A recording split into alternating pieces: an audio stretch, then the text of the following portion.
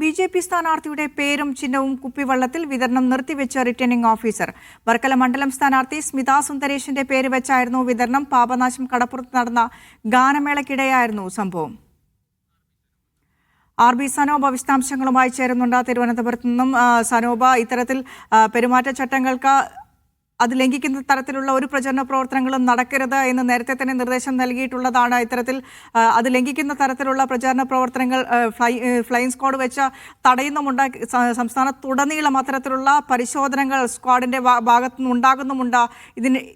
ഈ സ്ക്വാഡിന്റെ പ്രവർത്തനത്തിലാണോ ഇത്തരത്തിൽ സ്ഥാനാർത്ഥികളുടെ പേരും ചിഹ്നവും വെച്ചുള്ള കുടിവെള്ള വിതരണം നിർത്തിവെക്കാനുള്ള ഒരു സാഹചര്യം ഉണ്ടായത്?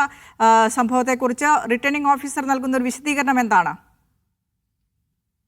ഇന്ന് വർക്കല പാപനാശത്ത് ഒരു ഭക്തിഗാനമേള നടന്നിരുന്നു. അതിനിടയിലാണ് BJP സ്ഥാനാർത്ഥി സ്മിതാ സുന്ദരേഷിന്റെ പേരും ചിത്രവും ചിഹ്നവും ഉപയോഗിച്ചുകൊണ്ട് അവരുടെ പ്രവർത്തകർ കുപ്പിവെള്ളം വിതരണം നടത്തിയത്. ഈ വിവരം റിട്ടേണിംഗ് ഓഫീസർക്ക് ലഭിക്കുകയായിരുന്നു. തുടർന്നാണ് റിട്ടേണിംഗ് ഓഫീസർ ഇലക്ഷൻ കമ്മീഷന്റെ ഫ്ലൈയിങ് സ്ക്വാഡിനെ ആ പ്രദേശത്തേക്ക് അയച്ചത്. പ്രഥമ ദൃഷ്ടിയാൽ ഇത് പെരുമാറ്റച്ചട്ട ലംഘനമാണ് എന്ന് കണ്ടെത്തിയതിനെ തുടർന്നാണ് നടപടി എടുക്കാൻ തീരുമാനിച്ചത്. ഈ വിതരണം ചെയ്ത കുപ്പിവെള്ളം മുഴുവനും അവിടെ നിന്ന് ഈ ഫ്ലൈയിങ് സ്ക്വാഡ് പിടിച്ചെടുത്തിട്ടുണ്ട്. ശക്തമായിട്ടുള്ള പരിശോധന വരും ദിവസങ്ങളിൽ തുടരും. ഇത്തരം പെരുമാറ്റച്ചട്ട ലംഘനങ്ങൾ പാടില്ല എന്നുള്ള കാര്യം കൃത്യമായിട്ട് തന്നെ റിട്ടേണിംഗ് ഓഫീസർ ഇവർക്ക് നിർദ്ദേശവും നൽകിയിട്ടുള്ളത്.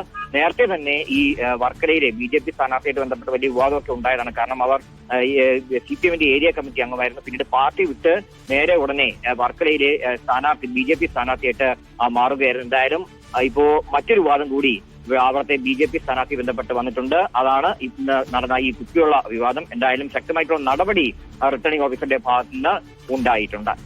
ശരി, സനോബാണ് വിശദാംശങ്ങൾ പങ്കുവച്ചത്.